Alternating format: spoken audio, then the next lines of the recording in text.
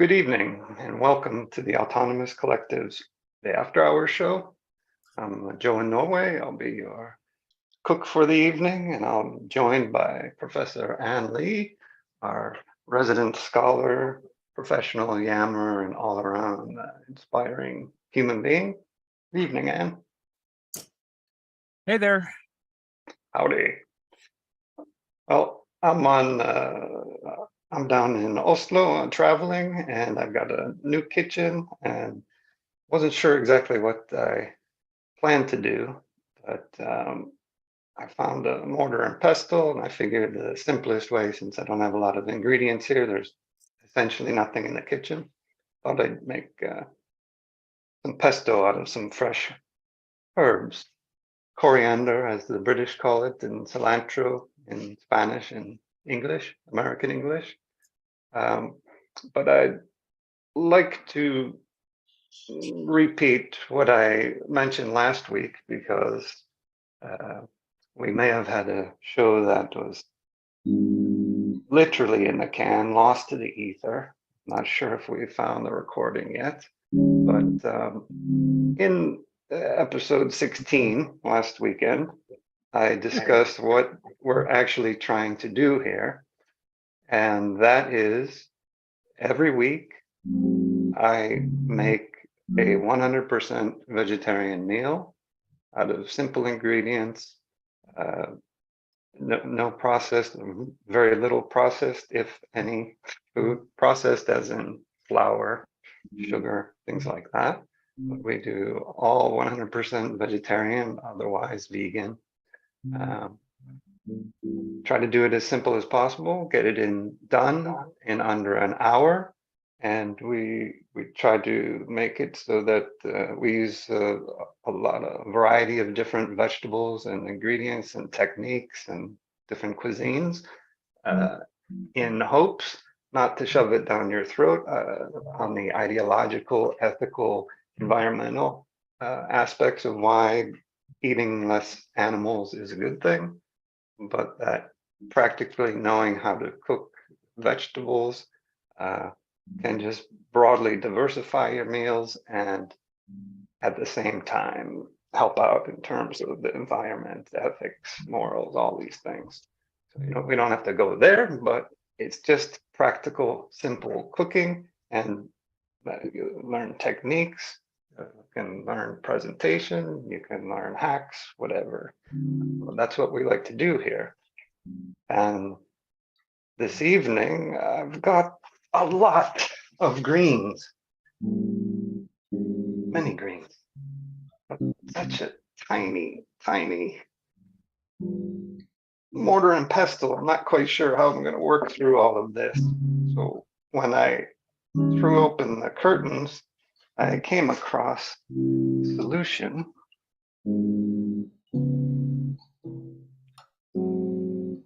that might be something that Bai Chang Kang could appreciate. That is a slightly larger mortar and pestle. This thing is something. Oh.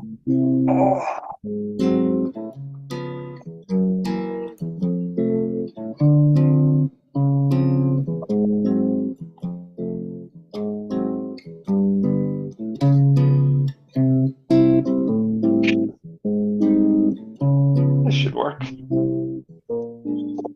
My goodness. I think this should make quite a quick pesto and give me the workout that I have been needing. So I'm going to get going with this. What do you have going on this week, Anne? Well, this week it's more Ukraine as usual. I will do my quick report on that, and then I'm going to talk about the guru meter, or the gurometer. Oh, gurometer. which Joe is actually very familiar with, more familiar than I am with it. I sort of just stumbled upon it, and we'll talk again about that. Great. Oh, one thing I left out was the ingredient list for the pesto, which is coriander, scallion, some garlic, and instead of cheese, we'll use toasted cashews to go along with the pesto. We're going to quickly make, because people think it's such a chore, we're going to make some pasta, real simple. All this is 100% Durham semolina flour. So we'll get going real quick. Yeah, so if you want to, is there positive news out of Ukraine?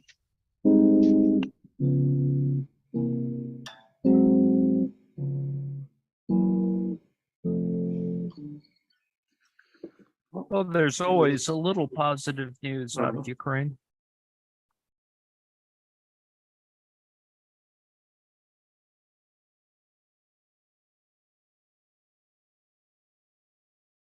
Will I start yakking now? Oh, yeah, sure. Sorry. Usually I can't stop. Hit it with the Ukraine report. It's Boy. it's been the Oh, usual. no. Uh-oh. Oh, no. It's been the usual week in Ukraine.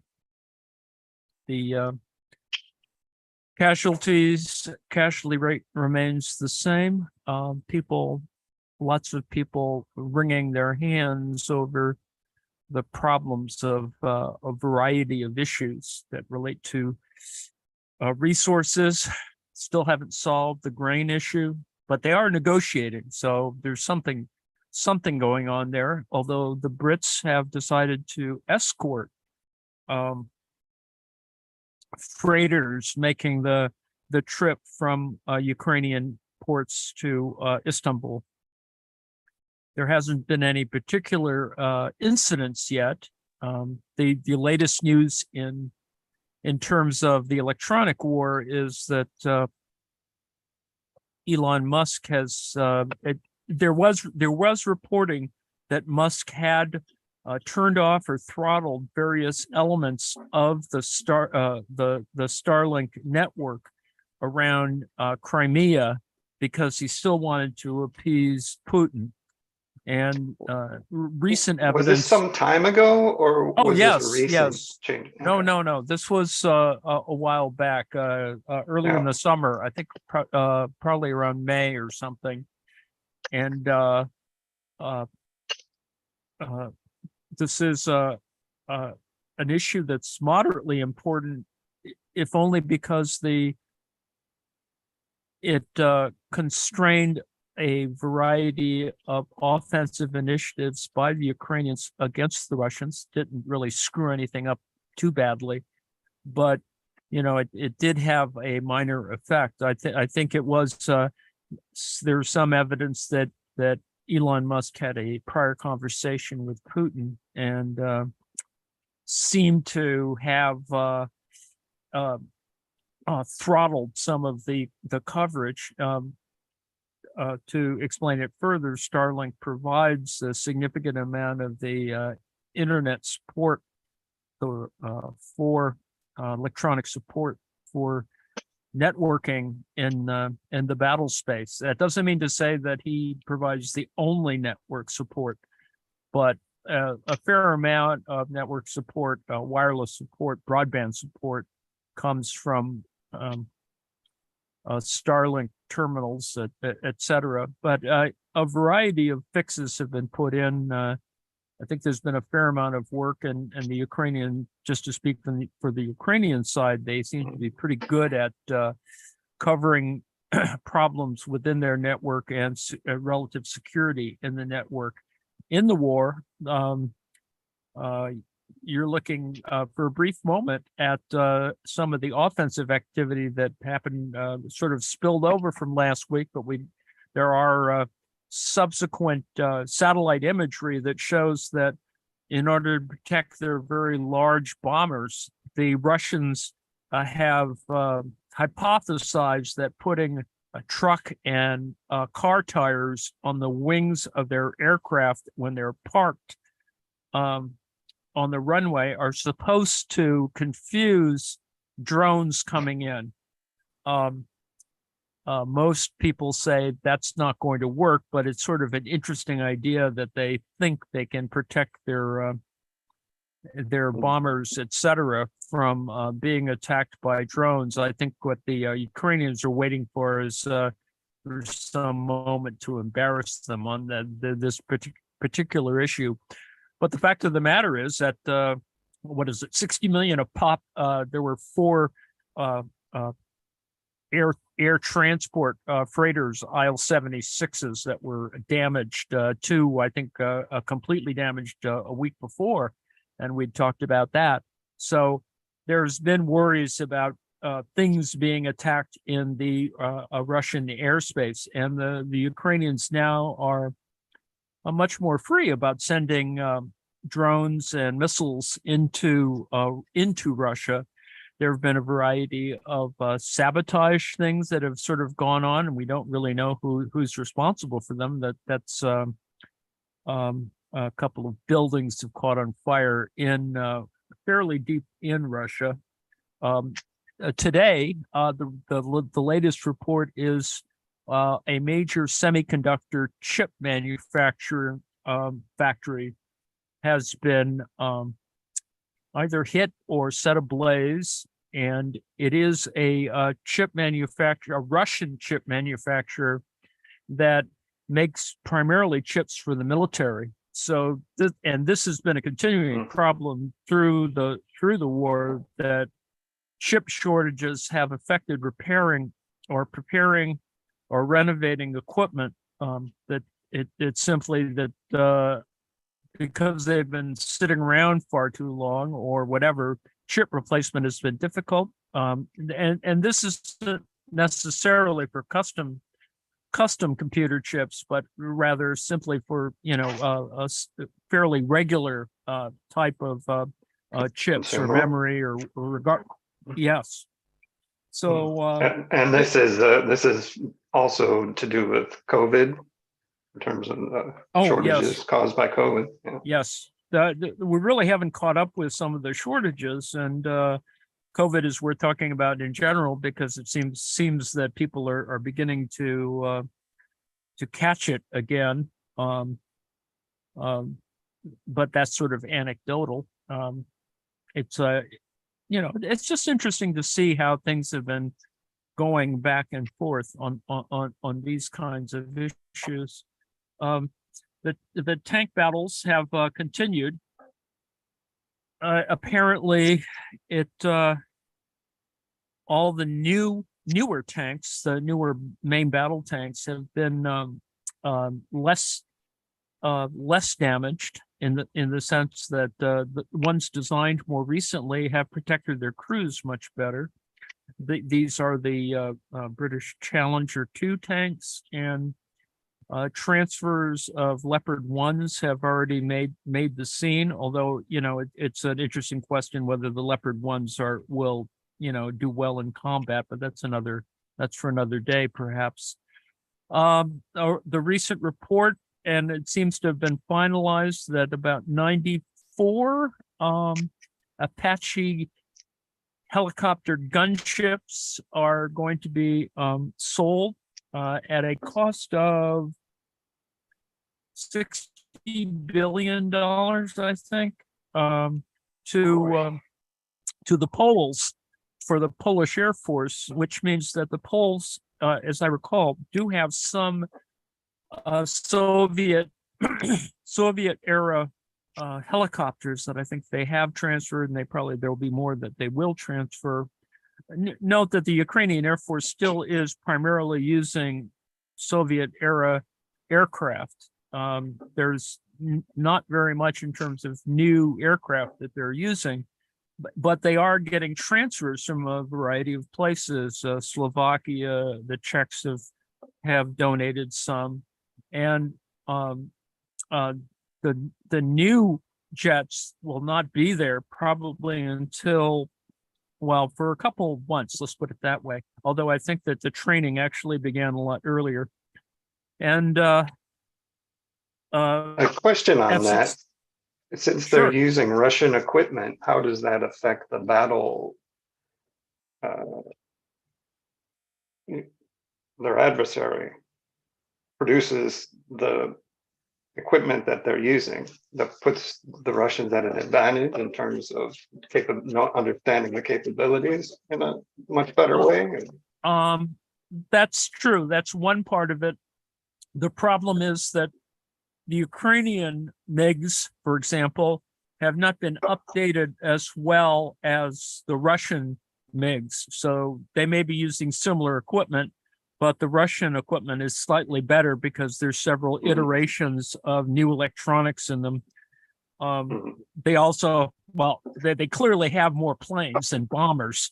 The Ukraine actually had a very big air force when it was in the Soviet Union, but they, unfortunately had to destroy them for X number of Cold War treaty reasons. So had they had, speaking as a counterfactual, had they had their original size Air Force, I think it would have been a much different outcome, or at least beginning to the war. So that has happened. Mud season will probably begin sometime in November. And so there are going to be issues at some moment.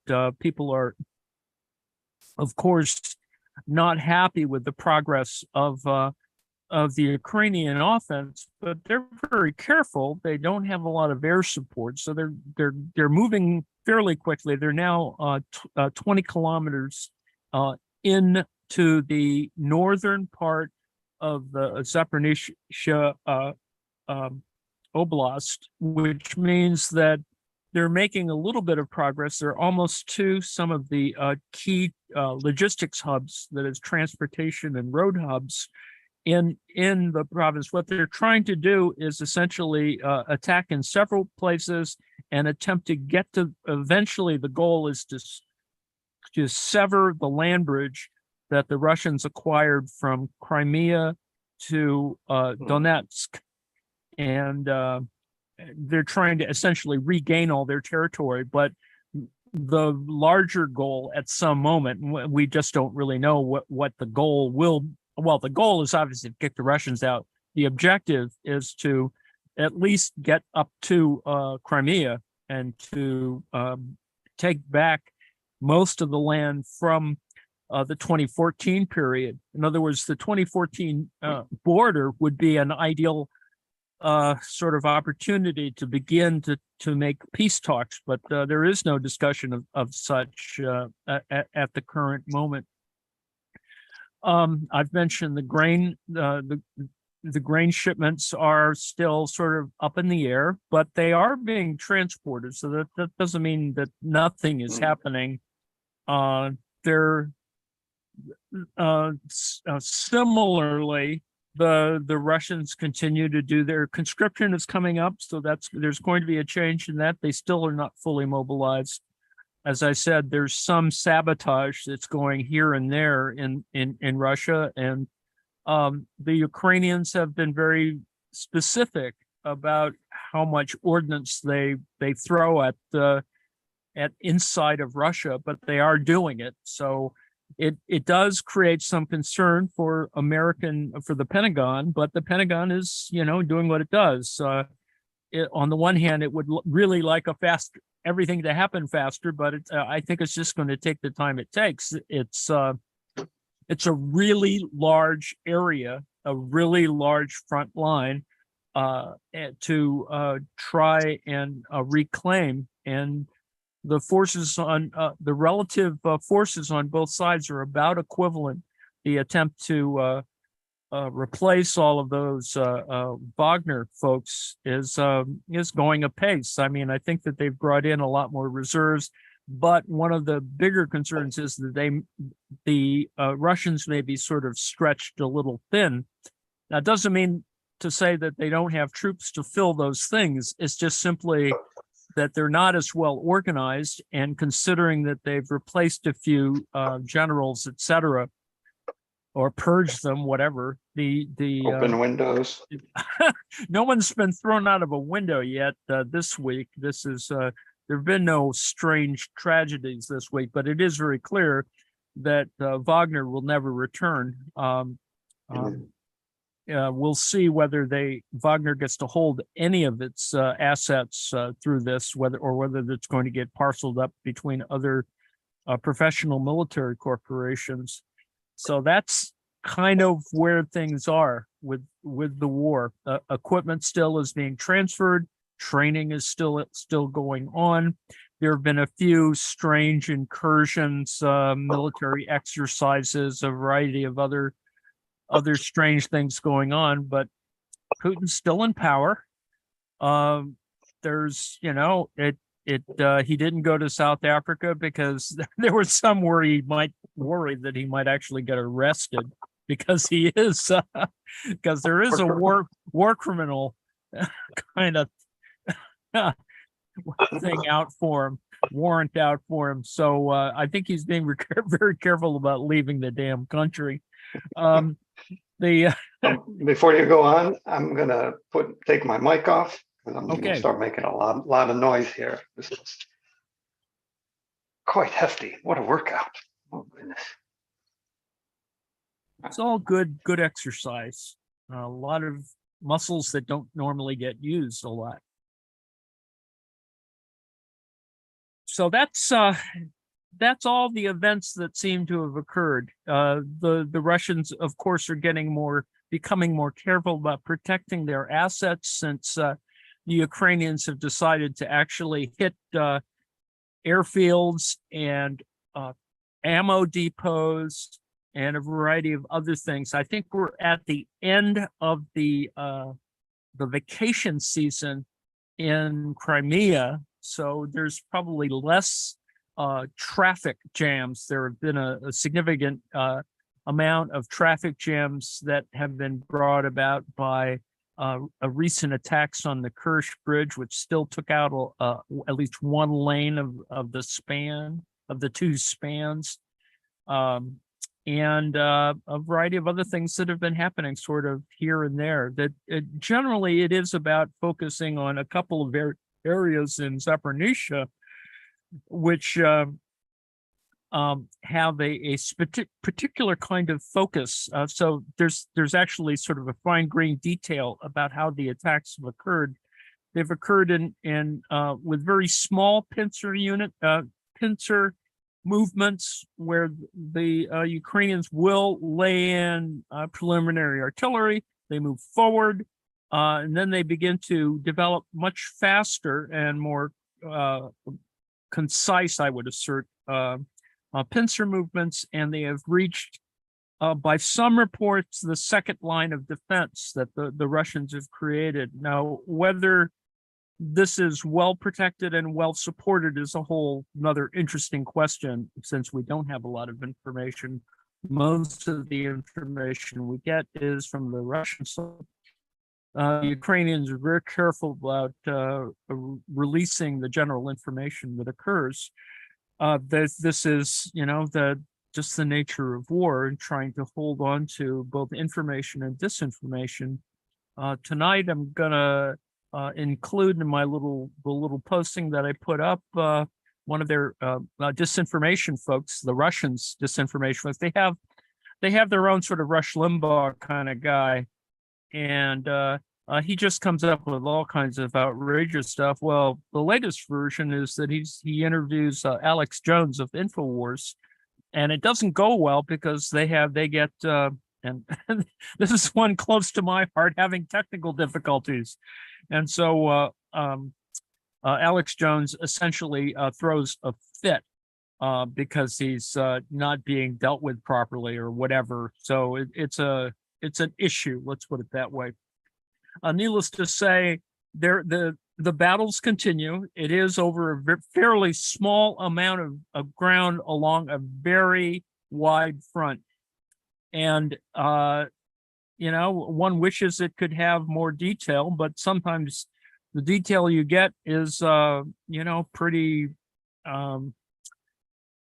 one can say graphic, let's put it that way. The more interesting elements, I would assert, are the ones that show that the Ukrainians have superior night vision capability.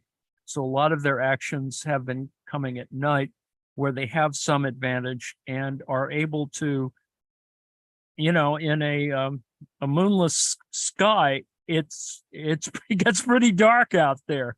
And if you're not using, flares for illumination or anything, and there have been some pretty startling pieces of video that come up from a guy coming almost, 10 feet, 15 feet, really quite close, and not realizing that he's come right in front of people who are going to shoot at him. So that's kind of where we are now. There's other question about the tanks and munitions. Were the Americans sending Abrams tanks and depleted uranium? Was that also in the news this week? Depleted uranium armor is already on a significant amount of the vehicles that have been transferred. Abrams 1A, A1, there are two. There's a model A2, which is the frontline American battle tank, but there's about 1,000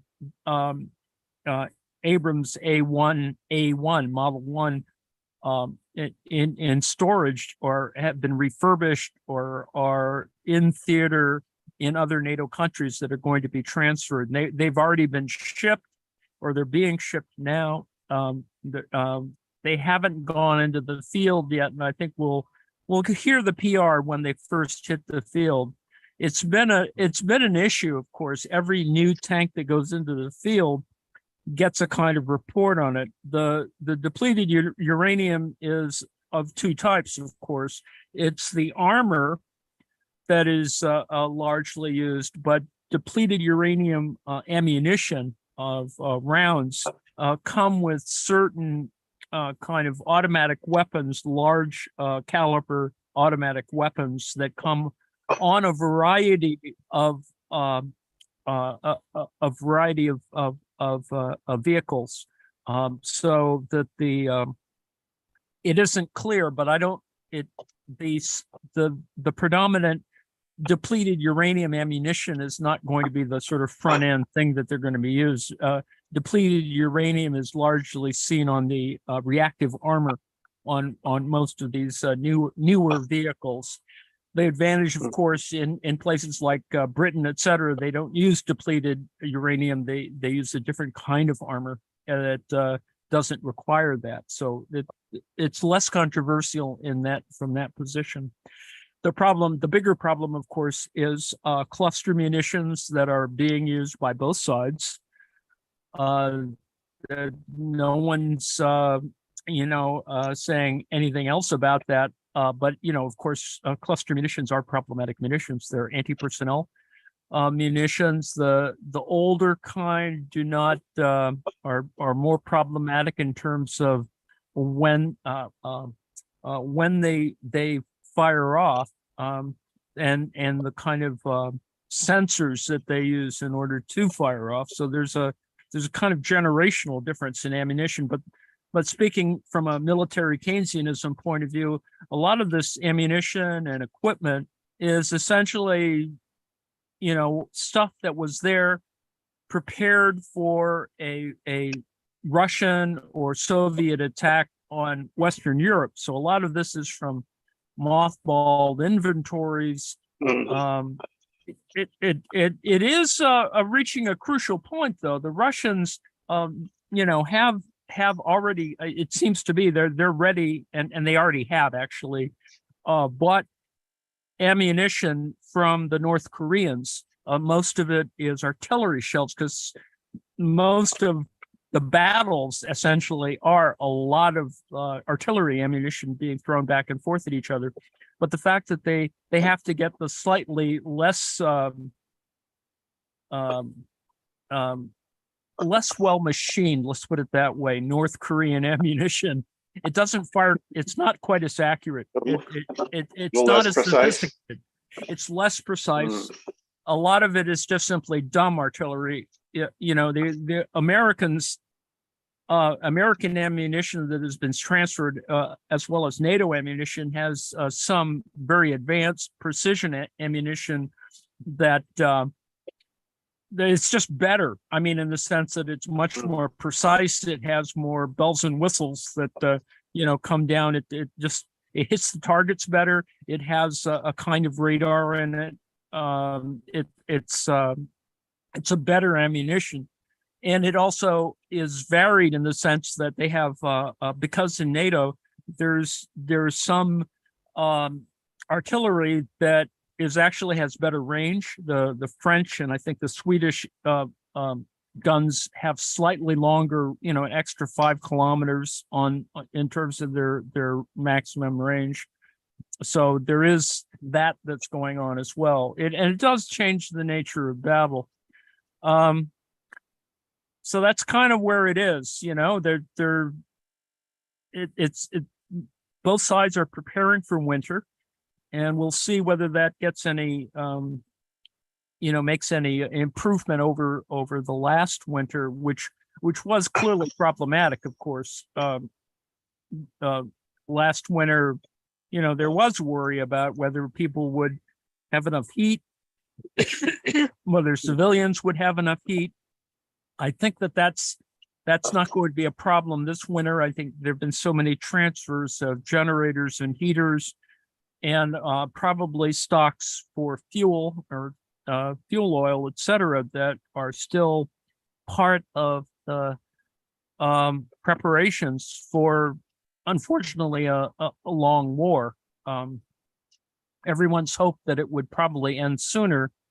It appears that that's not going to be the case, and we're looking at, with respect, another year of warfare. And you can see that there's a larger story behind this. The fact that for every move, encouraging move, whatever that might be, in the possibility that Donald Trump is the GOP nominee for president, the presidential election in 2024 gives the Russians encouragement that they can wait out the war to a position where essentially Trump would surrender to the Russians, give them whatever they want. The last claim, of course, by Trump was that he could end the war in 24 hours. Well, easier said than done, but it is indicative of how he would essentially give in to whatever Putin wanted, and that he would attempt, as he has threatened numerous times, to pull the U.S. out of NATO. So all kinds of craziness could occur in that particular instance, and it's unfortunate, but they do have a lot of resources in Russia. Has anybody started using white phosphorus? I can't recall if that was used. They've been using white phosphorus since the beginning. When the Russians were running out of ammunition, in various spots, they would go to different types of ammunition, including white phosphorus. In the early days of the war, they were using cluster munitions during the first week, for example. The Ukrainians were not using cluster munitions in quite the same volume. They do have them in stock.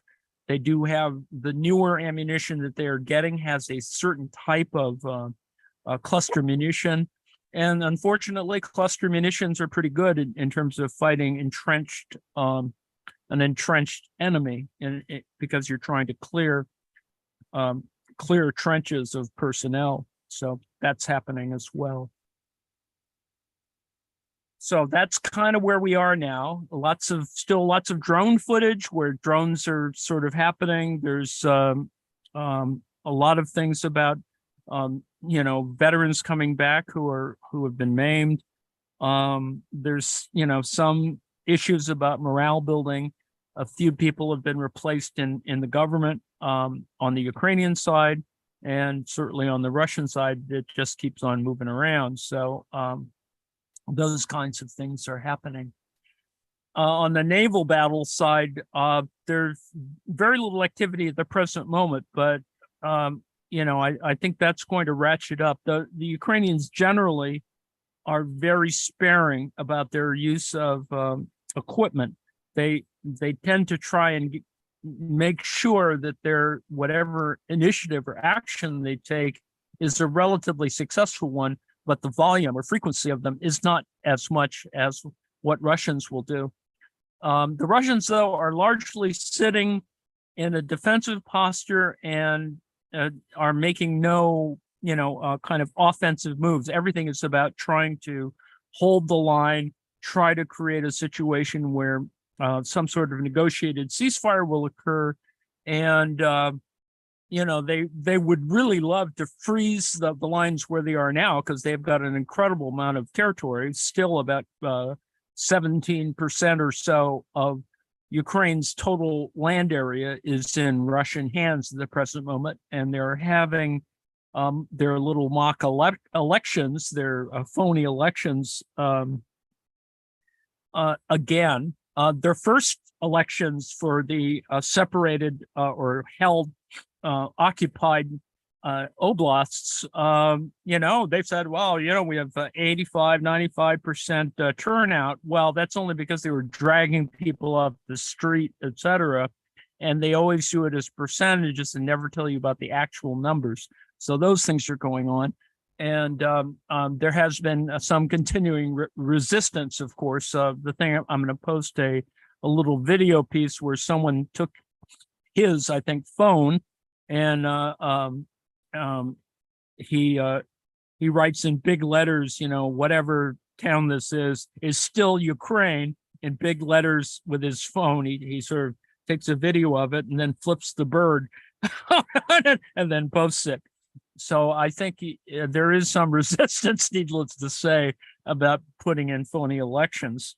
Those are the kind of small stories I think that come with this kind of war, a war that's just going to get cold again. We're going to have another a winter of not very pleasant fighting, and one that seems like that is going to devolve to trench warfare unless something major happens relative to some sort of solution for this.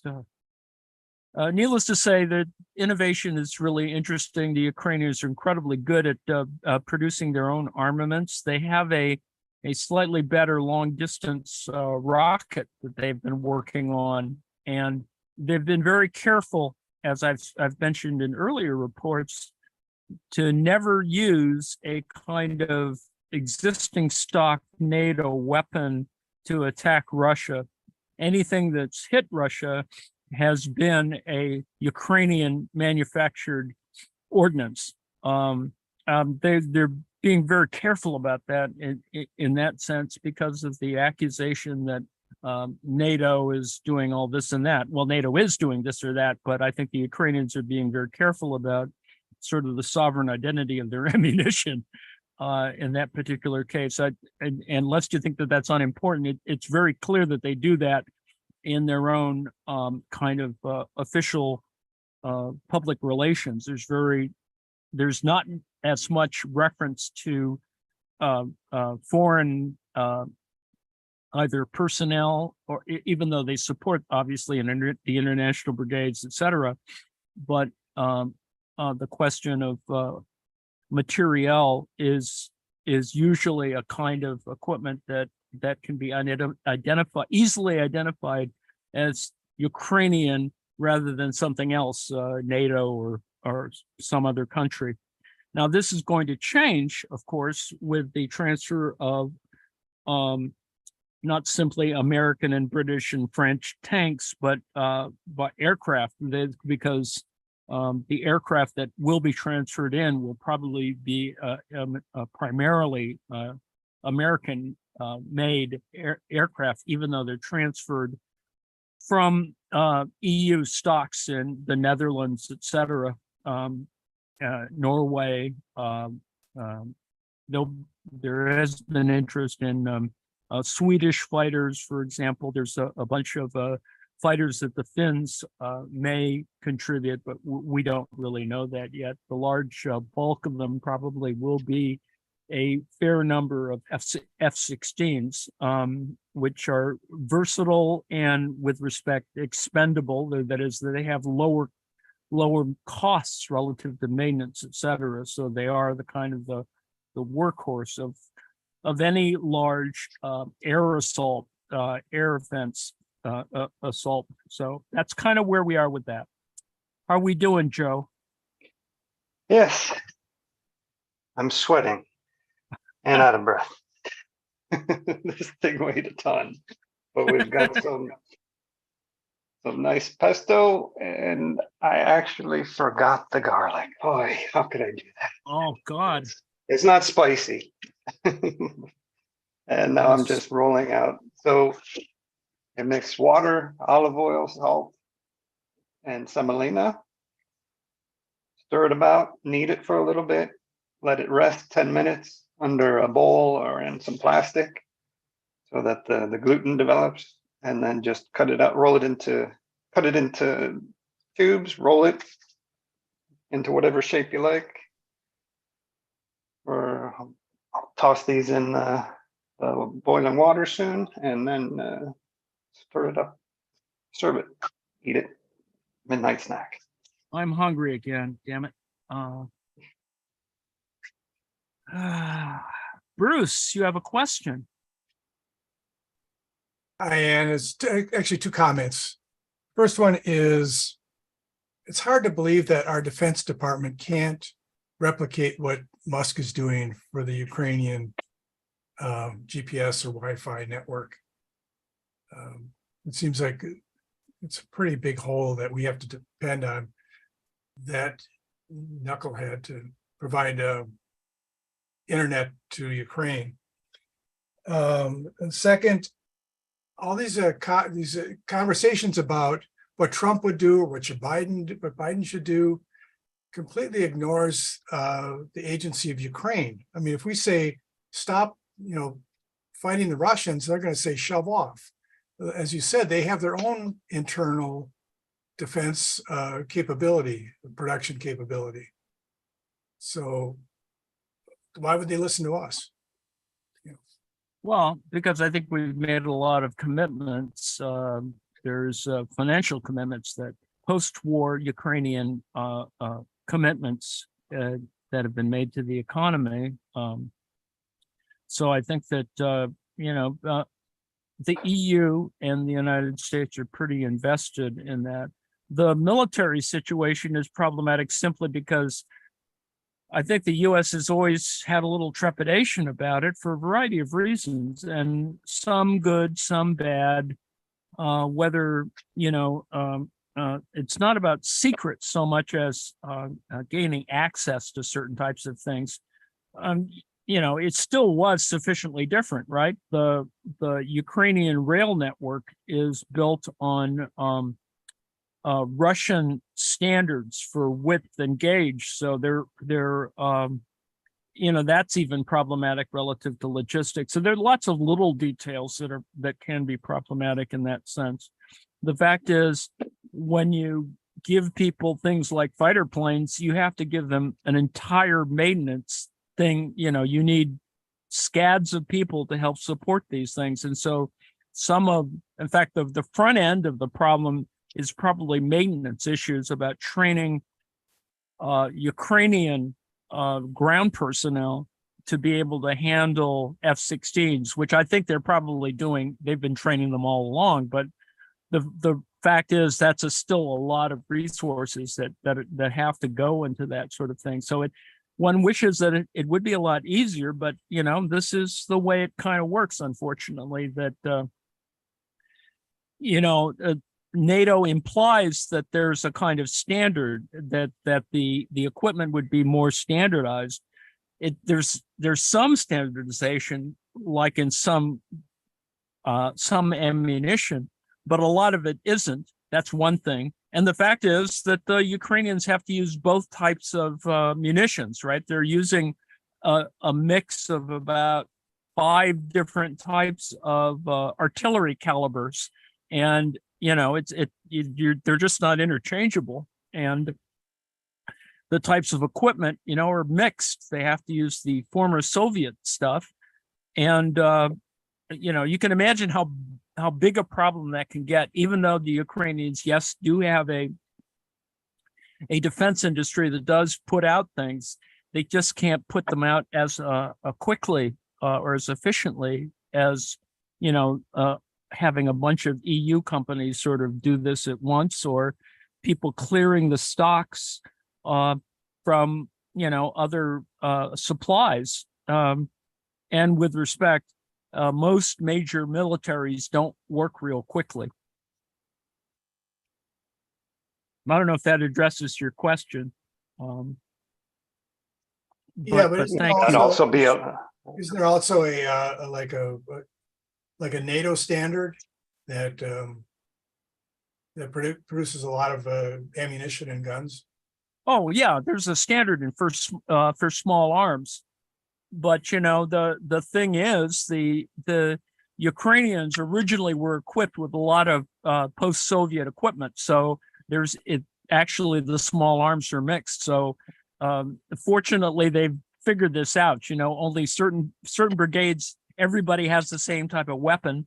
Another brigade will have another type of post-Soviet weapons. They're not the same. They're not interchangeable in that sense. Even though you have 2 types of standard, or 3 types technically, of a standard NATO ammunition for small arms. For large arms, what the hell is it? It's the difference between 152 millimeter versus 155 millimeter artillery shell is actually a pretty important one relative to what you can fire at somebody. And I know that but the thing is that there's not enough standardization in production to make it work real well. It just gets confusing, and that's part of the logistical problem. It's why there's a lot of crowdsourcing of equipment. Appeals over the internet for rifles and equipment, night vision a while back. I think they have enough night vision now, but it's pretty clear that there's a lot of folks in Western Europe who feel strongly about the issues, that they're willing to crowdsource airplanes, tanks, or give ambulances. Ambulances have been coming from a variety of places who want to contribute but don't want to be seen as providing offensive equipment. So that's interesting as well. Is it 20 French ambulances a while back, and some country, I don't know, it was Singapore or someplace, has been also giving ambulances. So that's the kind of things that people are contributing. Great. Thanks, Ann. So maybe Yeah. when the Democrats grab all the guns, they can send them over to Ukraine. Well, that was one of the pieces of disinformation at the front end. It was a kind of Russian disinformation to say that the Ukrainians are so corrupt that they're going to take anything that the Americans give them and sell them somewhere else. Now, that could be happening, but it's pretty clear that that's not happening. But it was a piece of disinformation at the front end, and occasionally it pops back up. And of course, I think it's necessary for our own legislators to kind of ride herd on that issue relative to the Pentagon, which is a big problem anyway, always a big problem. So anyway, without getting down into the minutia of how to run a war, this is all part of that. Jim Bob has a question. Jim Bob. Yes. Well, I would like to talk a little bit about depleted uranium. Okie dokie. munitions. And I'm going to read a little bit from a Common Dreams article that was published a few days ago. The Biden administration will, for the first time, send controversial armor-piercing munitions containing depleted uranium to Ukraine, according to Reuters. The munition can be fired from U.S. Abrams tanks, which are expected to arrive in Ukraine in coming weeks. The shells, which will come from U.S. excess inventory, would be funded by Presidential Drawdown Authority, which lets the president make transfers from U.S. stocks without Congress approval. Yep. In the case of an emergency. Yep. This follows an earlier decision by the Biden administration to provide cluster munitions to Ukraine, despite concerns over the dangers of such weapons to civilians. If the U.S. deploys depleted uranium shells to Ukraine, Russian President Putin has threatened to retaliate with DU rounds, which are linked to birth defects, miscarriages, and cancer. And Putin said, quote, "We have many such weapons, and if they use them, we will also reserve the right to use similar munitions," according to state news agency TAS. Depleted uranium is a byproduct of the production of fuel used in nuclear power stations. Its extreme density gives rounds the ability to penetrate armor plating easily.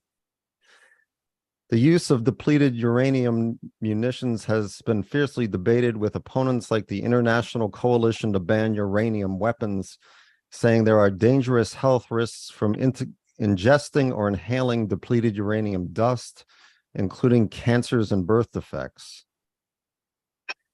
The US-led NATO coalition that waged the 1999 air war against Yugoslavia also used DU munitions, which experts believe are responsible for a surge in leukemia in the region, both among the local population and foreign troops deployed in the war zone.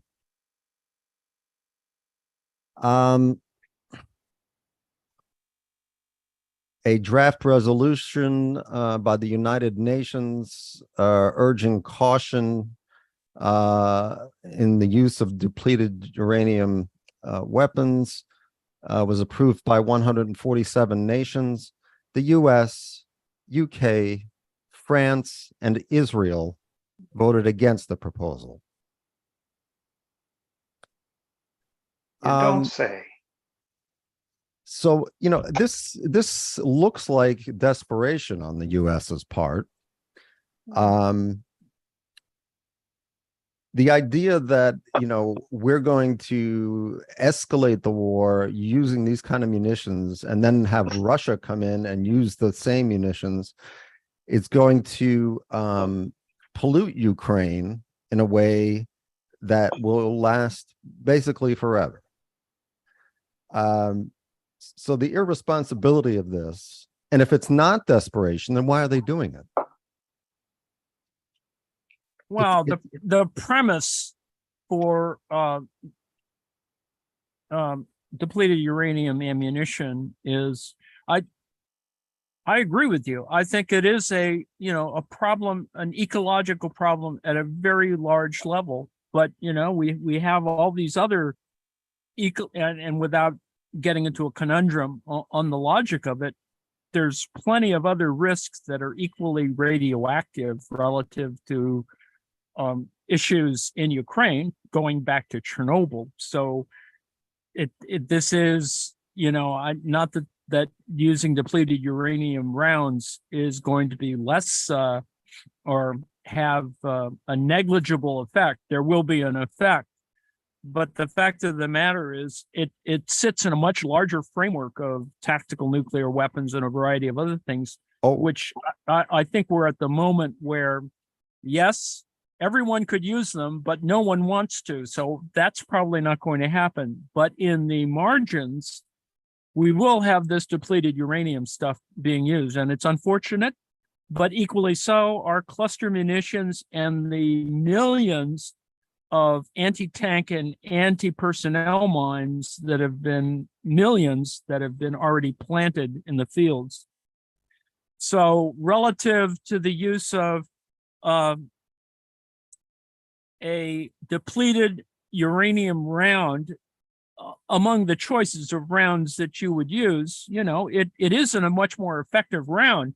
But the fact of the matter is, I don't think it's going to be your first choice, sort of out of the box when you're going to have an assault on someone. And I think it's going to be a symptomatic of a much larger set of instances. I just don't think, I think the use of depleted uranium rounds is not sort of a cavalier activity.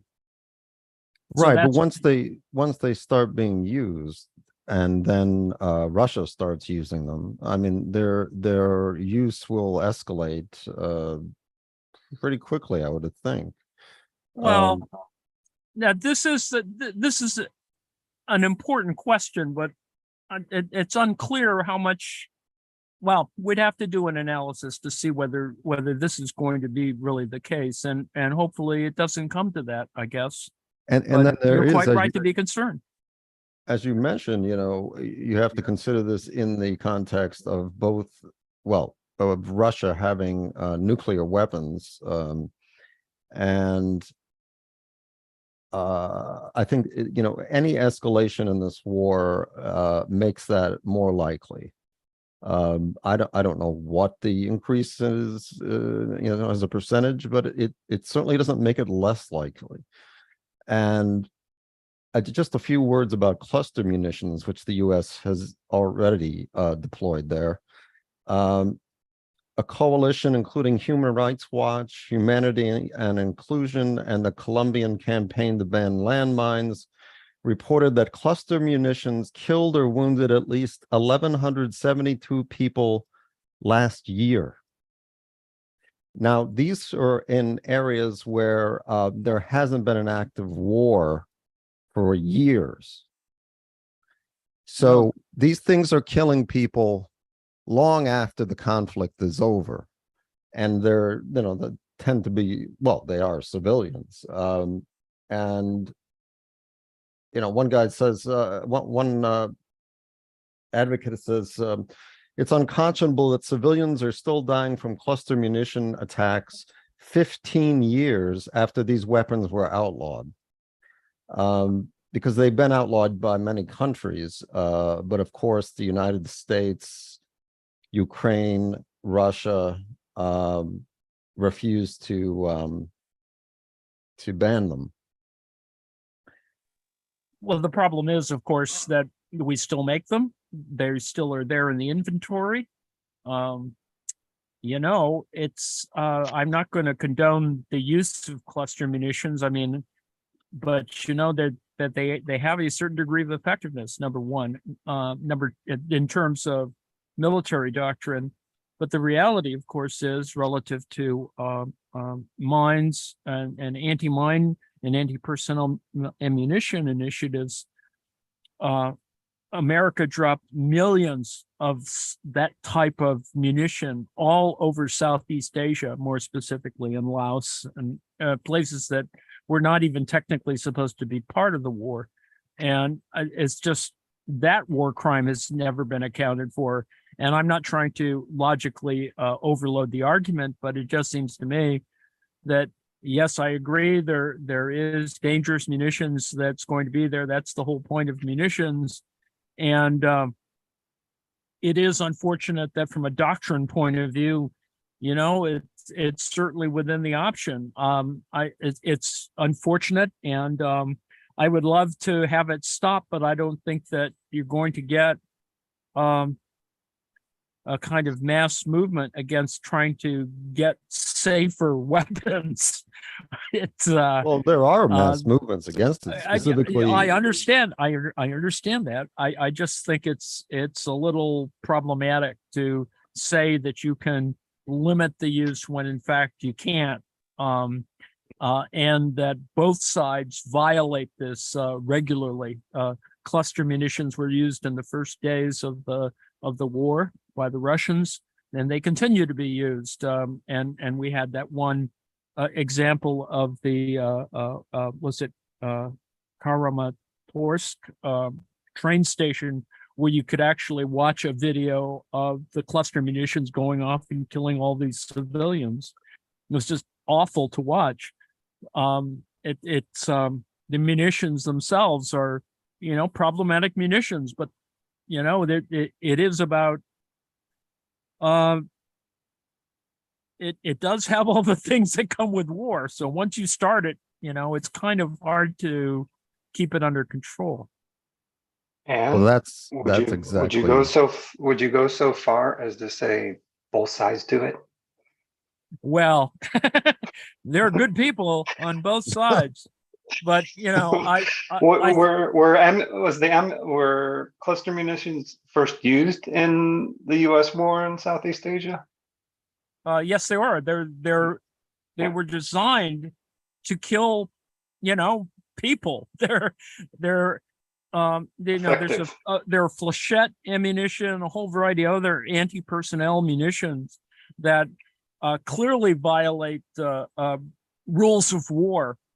And America has kept, I think they still keep stocks of chemical weapons as well. So I think we still have chemical weapons. And of course, there was a claim a couple of weeks ago that the Russians used a chemical weapon somewhere in Bakhmut. But this is the problem. It's that poisonous fog of war. Right. I mean, I'd love to see negotiation happen. It should have been happening constantly, and perhaps it is. But it's just some people are refusing for a variety of very unfortunate reasons. Yeah, I mean, that's the larger point. And in order to stop not only these horrendous weapons that last and kill long after the battle is over, but to stop the use of all weapons in this war, we need to end it. Oh, of course. And we need to put pressure on both sides, including Ukraine, to negotiate to end this war. Because this is just, it's grinding on, as most people predicted it would. And as you said, it doesn't seem to be ending anytime soon.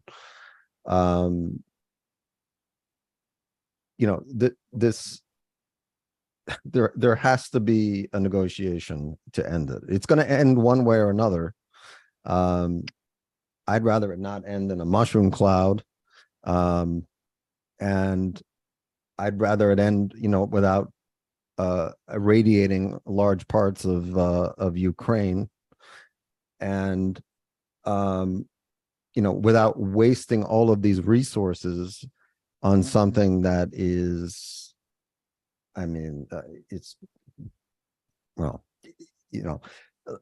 look at the headlines of, Antarctica warming faster than anyone predicted. We could be using these billions of dollars in a more constructive ways. Well, people don't think before they do some of these things, right? The attack, whoever did it, and it's now, I think the current story is that a group of Ukrainians bombed the Nord Stream pipeline. So whatever the argument of whoever did the thing, it now appears that 100 to 120 kilotons of methane got released during that particular incident. So all kinds of crappy stuff is happening. It's just generally not good, but it's something that's difficult to control while it's happening. I mean, the more important thing would have been to have peace, or, to have intervened to stop this idiocy before it even started. And in fact, so many of us assumed that they weren't going to go ahead and do it, but they did for whatever reasons. And they're all kind of complicated. That's all. That's, it's in, it's not always the case that it's in the inventory. I think the fact that we have a 30 millimeter Gatling gun round that we don't use, which is important, that we don't let anyone else use, is part of that kind of idea about trying to restrict the use of depleted uranium shells. But it is unfortunate that depleted uranium was a element of that. But needless to say, this is a constellation of risk relative to Chernobyl, the Zaporizhzhia power plant. All of these things are still there. It's just awful everywhere, and radiation is just simply one part of this problem. I wouldn't like to ask John to have a little patience, but is there any research on how long these type of wars go on for? Because in terms of the major powers ramping up to have war and then extract themselves, seems like Vietnam was roughly 15, 20 years. Russians in Afghanistan was 20 years. The US in Iraq could be 20 years plus 20 years. Does that seem like the average time span that these entities engage? Well, there's considering the capabilities, that's quite true. In terms of relatively large types of wars like that. The problem, of course, is that there's a multiplicity of very small insurgency related wars that are running around here and there. And, at any one time, we have 5 or 6 insurgencies going on at the present moment. And of course, we just had 2 military coups in Africa, which tend not to get resolved very quickly. This is just the thing. I think we're currently at a state where and I know this is hard to think about, but the amount of warfare is relatively restrained. I know that's hard to say given the current state, but it actually is fairly well contained compared to, the Vietnam and the Korean War, but it's still bad.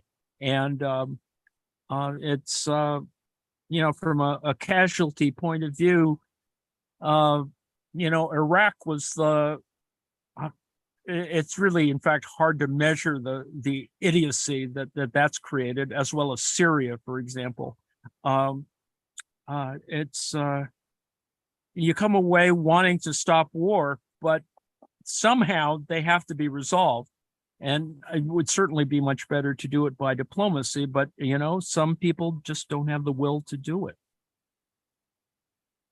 And it's not a matter of will, simply a will. There are structural reasons why you keep doing certain things, because, the economy forces us into trying to do some of these things as well. And it's sad to say, but we need to, from a political activist point of view, we need to get out there and address all of these things all at once and get over some of the bizarreness that we have to put up with in order to get to decisions. Well, on that note, all of this death and destruction and Armageddon is making an insurgency in my belly of hunger. Gotta make us at least somewhat sated. Oh. Nice. So that was fresh homemade pasta in essentially 15 minutes, and pesto in 5-10 minutes. If you want to work out, if you want to give up your gym membership, I highly recommend getting one of these things, because it went from blade to pesto in no time with the weight of this thing and the action around the pesto. It's amazing. You hardly have to do any work except to be able to lift it. Well, that is the difference between, low and high tech, right? The difference between using a Cuisinart or something, a processor, and a pestle. And it gets it nice and creamy as well. So that's cilantro pesto or coriander pesto with toasted cashews, a little lemon, and garlic, supposed to have garlic, salt, pepper, and olive oil. So we grind it, grind all the ingredients, and then drizzle olive oil at the end, make it creamy. Toss it, cook your noodles, toss them real quick. I chopped up some fresh, lovely tomatoes we had. Bon appetit. Nice. I shall eat while you continue on. We're doing We have the some. barometer. We have a couple more questions. Lane, Oh. you had a question. You little tease. I was off to bed. I was thinking, right, I'm going to bed. Then Annalie mentions planes.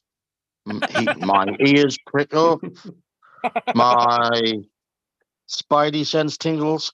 Well, anyway, I have a little theory about these pics with the planes with the tires on them. You don't put tires on serviceable aircraft. Indeed. So I've got a feeling these US, and it was confirmed. I've looked at a few more higher resolution pictures of the same type, going, ha ha ha, look, they've got tires on the planes, but you'll notice a lot of those planes have bits missing. And the Tu-95, most of those have no engines. If you look at the shadows, you look at the actual plane itself. Some just have no props. So I've got a feeling these are OS out of service and they've left them.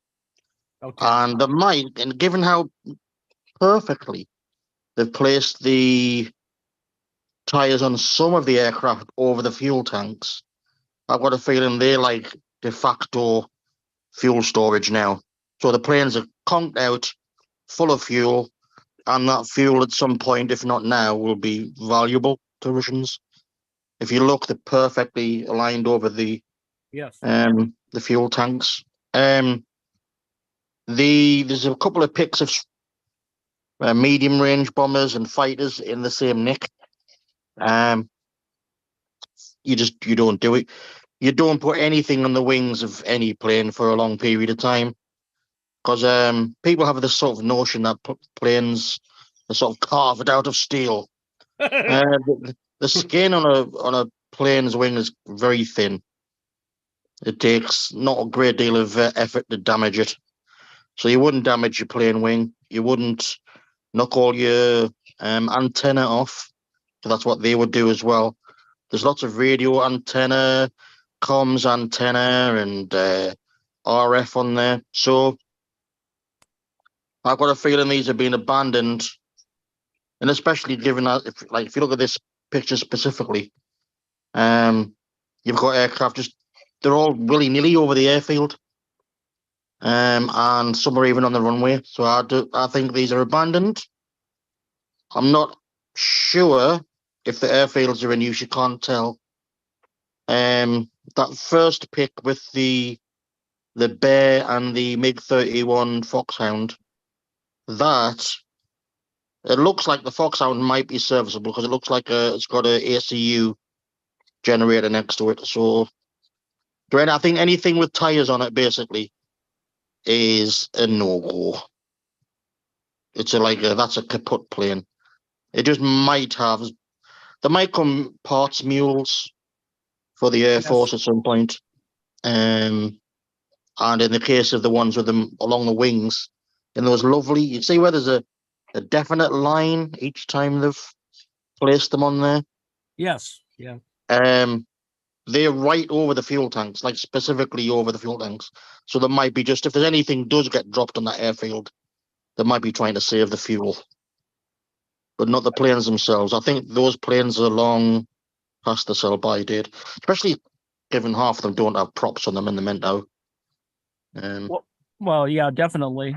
Considering how old so many of the Bear Foxtrots are. Yeah.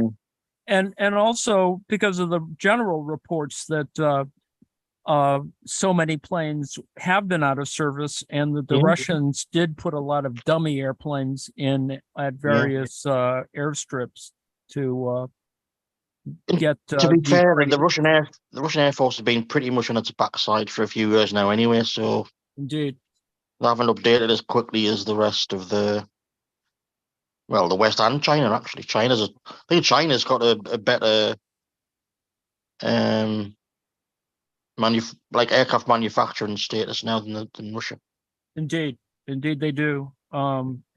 Certainly better in the commercial aviation. They've come up with their own entire ranges of civilian aircraft. But even the Chinese, whatever it is, the J-20 or J-6, the fifth generation fighter, is probably better than the Russian fifth generation fighter, which they've actually had to drag into service. Well, anyway, so can I go to bed now, please, miss? Yes, And sleep well, Lane. On the other side of but the I'm pond. going to have that lovely recurring nightmare of Russian planes hurtling over the North Sea towards the coast of Seam and getting attacked by Spitfires, and I'm in one of those Spitfires. Indeed. Nighty night. And that has been our open source intelligence minute with Lane. To quote the Ridley Scott Triumph Spitfire car commercial of the 1960s and 70s, like your first love, you never forget your first Spitfire. Anyway, thank you, Lane. That's my Merlin noise. There you go. Nighty night, Lane. Goodbye. Toodles. These are anyway, sorry to overindulge the military side of this, but and I thank you, Lane, for reminding us that the Russians may have a lot of better amounts of equipment, or significantly larger amounts of equipment, but a lot of it's in not very good shape, particularly these older things, which are not as updated as one might expect.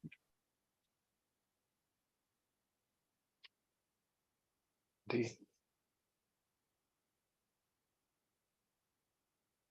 Thank you very much. Thank you, Kelly, for supporting us with the imagery. I think we have a couple more minutes. Jim Bob and I can fight about the relevance of nuclear warfare. I'm happy to have that conversation. It also is interesting to note, with all due respect to progressive issues, that Sanna Marin, I guess, the woman who was the very young Prime Minister of Finland, is now she came in third in the last election, so there's a more right-wing government in Finland now. That right-wing government is no less concerned about the sovereignty of the Finnish border and its defense from Russia. So that's not really the big difference. But it is interesting that she has decided to become to work for Tony Blair's think tank or NGO or whatever. So that has its own issues. But that's a recent bit of a related news, needless to say. Well, I do have a constructive, destructive suggestion. There we go. Instead of using depleted uranium, Ukraine could just drop Joe's mortar and pestle on the Russian tanks. I don't think those tanks could hold up against that thing. You get hit with one of those suckers. Yeah. Gonna be A new type of mortar. indeed. indeed, not the 82 millimeter kind or 120 millimeter kind. Indeed.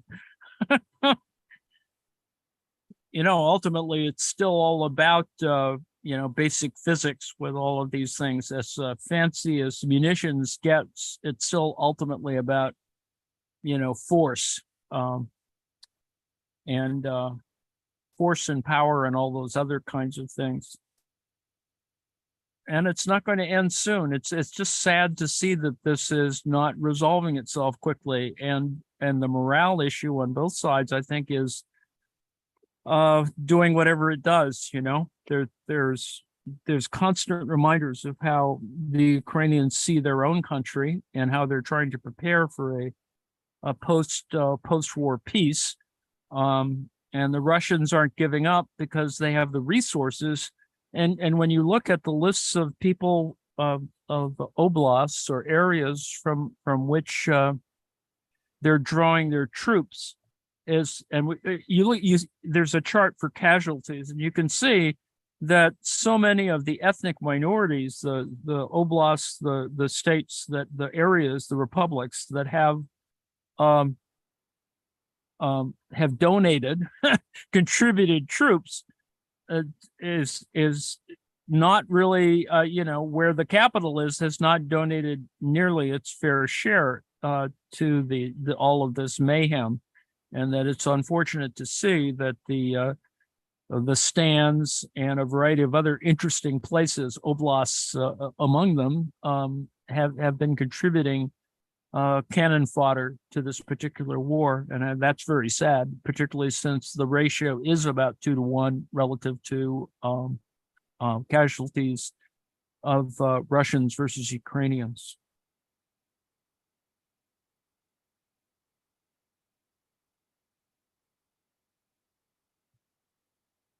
Yeah, I guess it's not uncommon in any war to have those members of a society that are deemed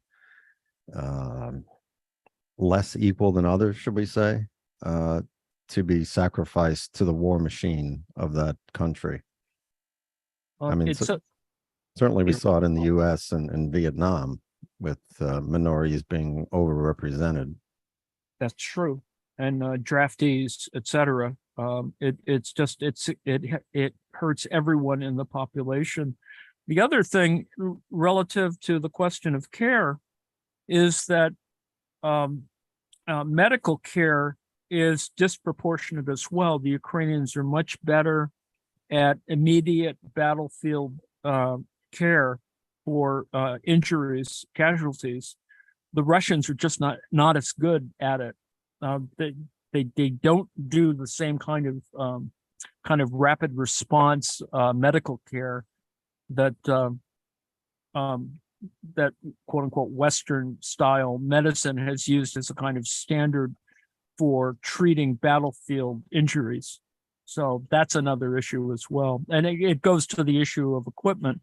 I mean, there's enough of these little anecdotal examples of people not being sent to the front and on the Russian side with enough, just even bandages for, field dressing, etc. It's just, it's very sad with respect.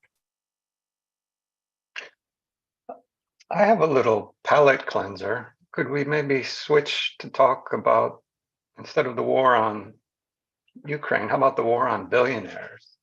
Oh boy, paint on yachts. It seems people with boats in Spain, we're on the other side of Europe now, in Barcelona.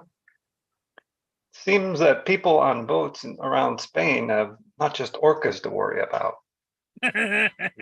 This is some members of the Walton family, Walmart family, had their super yacht drenched in biodegradable paint, red paint, and activists spread a banner. These are two activists from Rebellion, or Extinction Rebellion. And though there's two here, the Extinction Rebellion and Scientific Rebellion. Ah, interesting. So that is a big sucker. Jesus, Indeed. that The is a Walmart, big yacht. the Walmart family super yacht is once again the subject of protest. This time, in the port of Barcelona, early on Friday, two activists from Extinction Rebellion and Scientific Rebellion stained the hull of this luxury boat with biodegradable red paint and displayed a banner that read, "Billionaires should not exist." As they have explained to El Salto, with this protest, the activists want to make visible and denounce the responsibility that billionaires have for the climate crisis. The nonviolent protest has passed peacefully. The activists have bypassed the security of the port and approached their objective, where they acted with two fire extinguishers loaded with red liquid.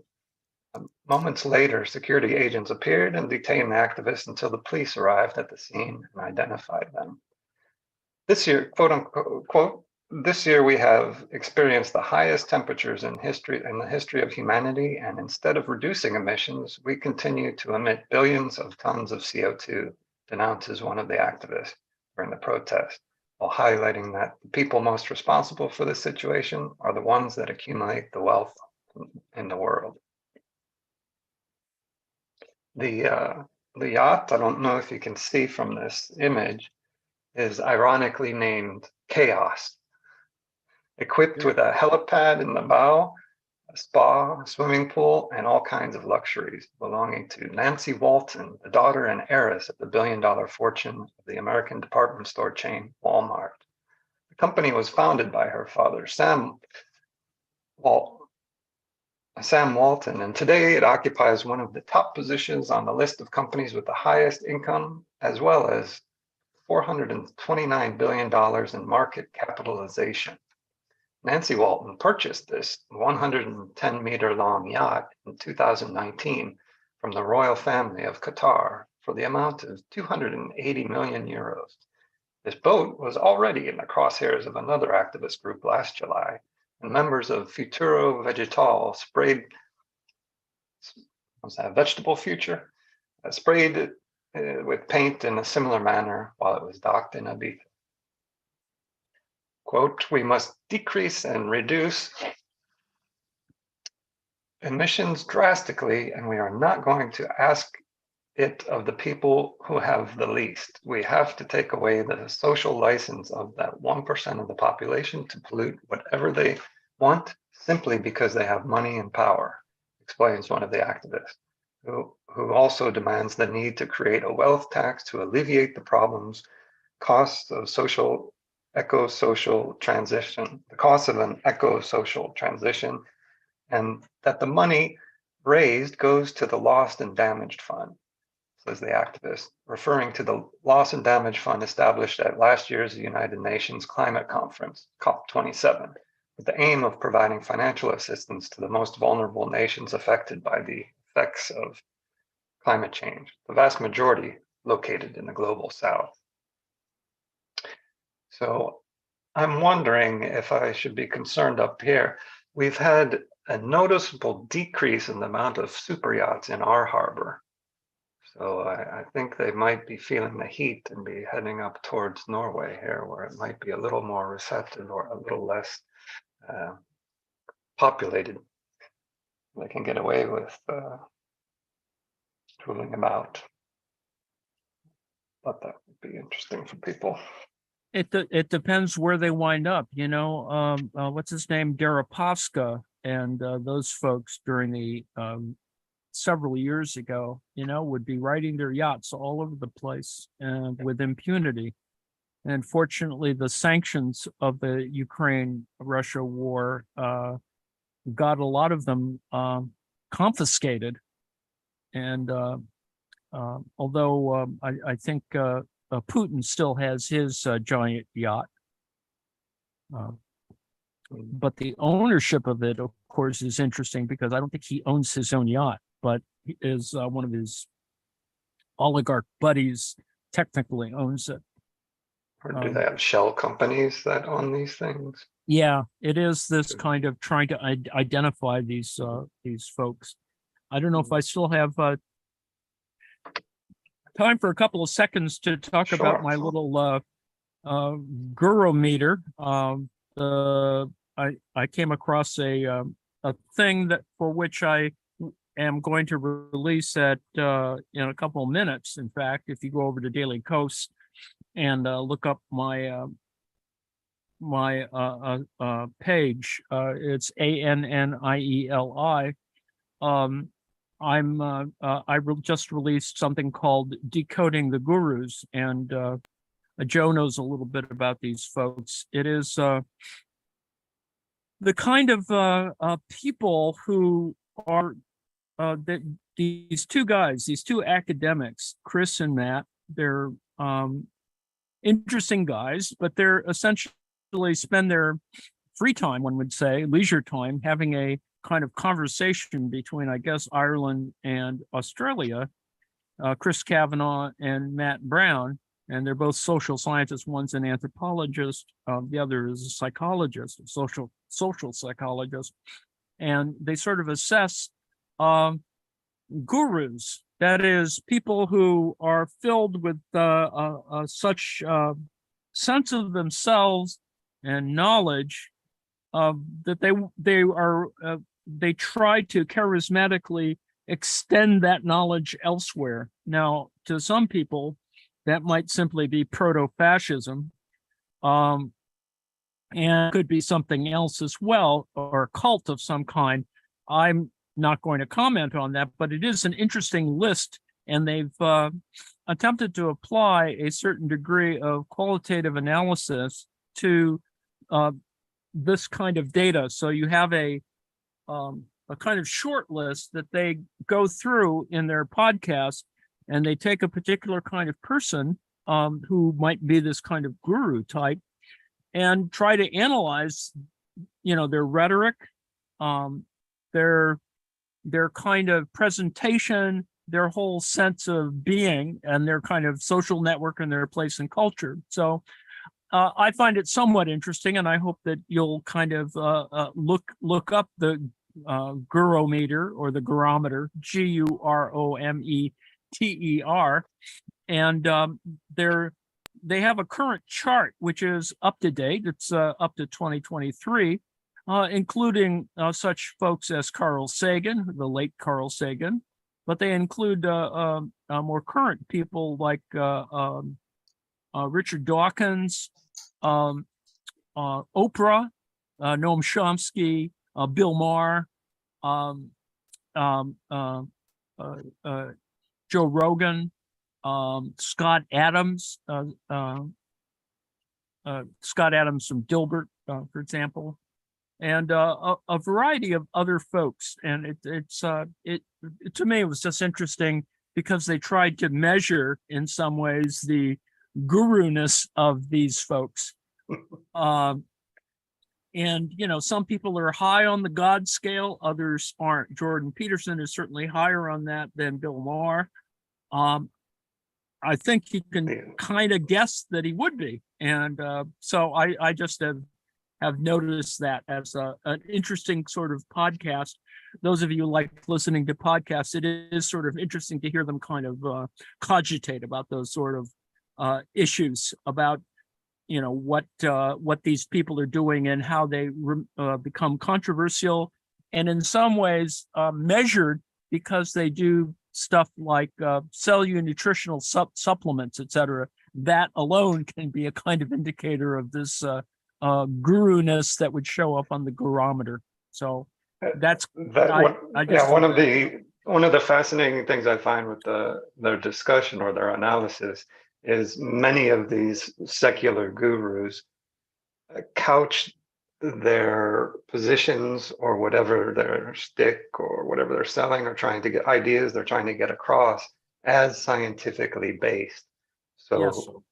So Decoding the Gurus kind of analyzes that level of scientific validity. How scientific are they, coupled with their unstated needs or goals of earning money, capitalizing off of wellness, what have you.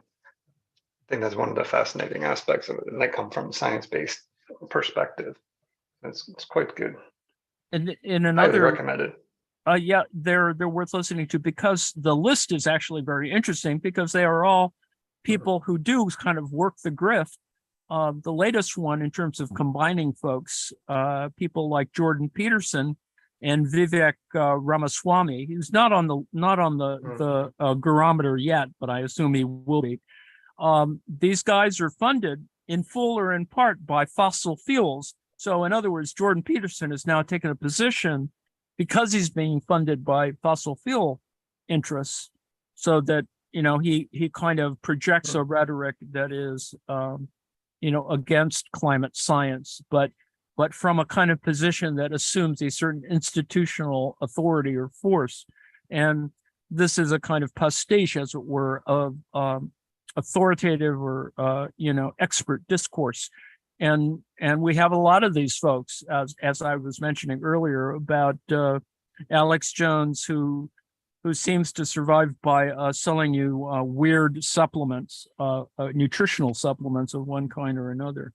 So this is, I'd also point out that they tried to bend over backwards and give their gurus the most benefit of the doubt that they could possibly give. And they do not engage in politics or ideology as much as they possibly can. They try to be as academic in their approach as they can. yes.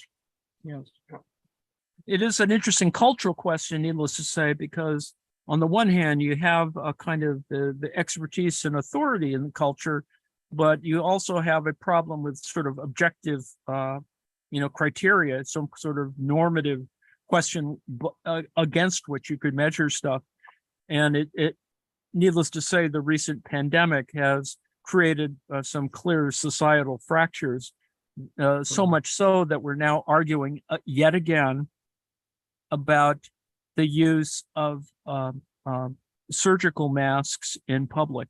There's the kerfuffle has come up again with the flu season about the use of anti-vaccine methods, which are fairly obvious and certainly generally practiced in other parts of the world. But in the United States, it's apparently a governmental infringement on your freedom to wear a mask. We have that in certain parts of Europe as well. Yeah, I just think that the data on bank robberies, et cetera, doesn't quite hold up, that more people with masks on is going to create more public chaos. Great. Well, so that's my little deal. Thank you for listening. My Ukraine report comes out around midnight. We're at day 563 of the invasion. You know, just be safe. And thank you for your attention. Thanks to Jim, Bob, and Lane and Bruce for you know, contributing. Joe, I'm still damn hungry now. wish I could send it right over. One of these days. One of these days. I'd like everybody to go to theautonomouscollective.net. You can register for our newsletter and join us for a discussion every Friday evening. We have events that go on all through the week. And we'll see you next Friday. Take care, everyone.